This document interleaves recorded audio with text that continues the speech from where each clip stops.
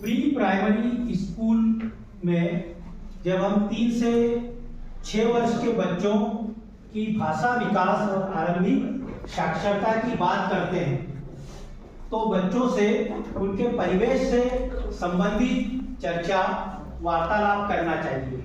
हमारे कक्ष में प्रिंट समृद्ध वातावरण होना चाहिए, कहानी के, जानवरों के चित्र होना चाहिए। संख्या अवधारणा पर काम करने के लिए कुछ इस तरह के चित्र हों जिससे हम संख्या अवधारणा पर बातचीत कर सके। बच्चों को जब हम किताबें दें तो उनके वो पन्ने पलटने की कोशिश करते हैं, मुख पृष्ठ को देखने की कोशिश करते हैं, क्योंकि 3 से 4 वर्ष का जो बच्चा होता है, बालक होता है, बड़ा छोटा होता है, तो वो जब पुस्तक हाथ में लेगा तो उनके रंगों को देखेगा, मुख पृष्ठ को देखेगा, उस पर चित्र क्या बने हुए इसकी जानकारी उसे प्राप्त होती है।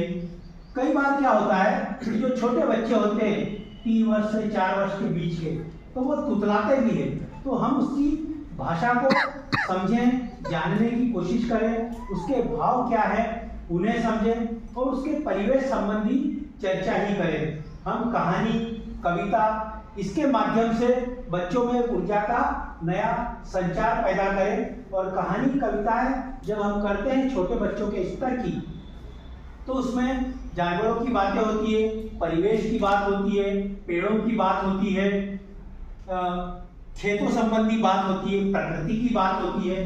तो जो उसके परिवेश की जब बात होती है तो उसकी उत्सुकता बढ़ने लगती है और जो विषय है वो रुचिकर बनता है। और हमारी कक्षाओं को हमें रुचिकर तो बनाना ही है जिससे बच्चों का कक्षा में ठहराव हो।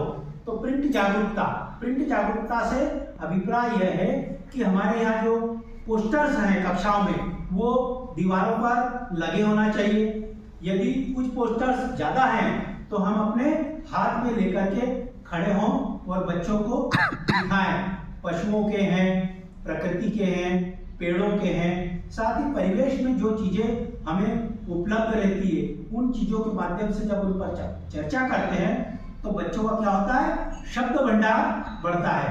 ऐसे ही जब ध्वनि जागरूकता पर हम काम करते हैं तो हम तरह तरह के पशुओं की आवाज़ें निकालते हैं, बच्चे भी बड़ा इंटरेस्ट लेते हैं। जब हम बिल्ली की आवाज़ निकालेंगे म्याऊ, शेर की आवाज़ निकालेंगे हा, तो बच्चे न केवल इंटरेस्ट लेंगे, बच्चे उस गतिविधि में शामिल होते हैं और बच्चे भी इस तरह की आवाजें निकालते हैं। बच्चों को हम बता